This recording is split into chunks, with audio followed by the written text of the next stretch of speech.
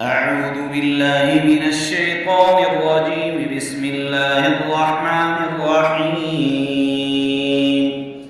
إن الذين آمنوا والذين هادوا والنصارى والصابئين من آمن بالله واليوم الآخر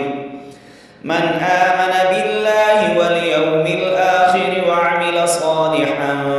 فلهم أجرهم عند ربهم ولا خوف عليهم ولا هم يحزنون وإذ أخذنا ميثاقكم ورفعنا فوقكم الطور خذوا ما آتيناكم بقوة واذكروا ما فيه لعلكم تتقون ثم توليتم من بعد ذلك فلولا فضل الله عليكم ورحمته لكنتم من الخاسرين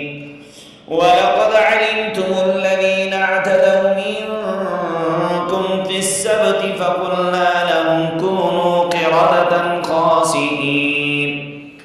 فجعلناها نكالا لما بين يديها وما خلفها وموعظة للمتقين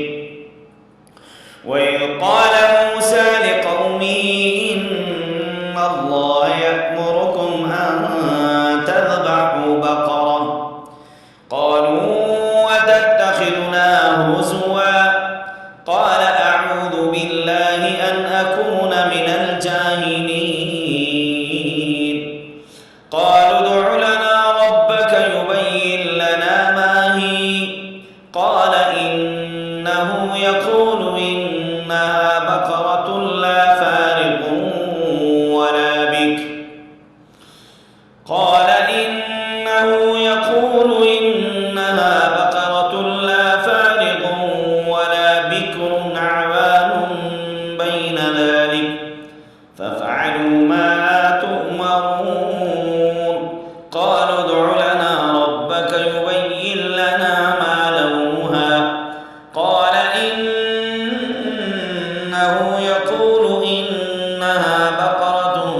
صفراء فاقع لونها تسر الناظرين صدق الله العظيم। मेरे तमाम चाहने वाले, देखने वाले, सुनने वाले कुरान मजीद सीखना चाहते हैं तो इस तरीके से आप पढ़िए। पेज आपके सामने मौजूद होता है। इस पेज में आप उंगली रख के, कलम रख के जिस तरीके से पढ़ाया जाता है बार बार आप पढ़ेंगे, इंशाअल्लाह आपको कुरान पाक आ जाएगा। अस्सलामु अलैकुम।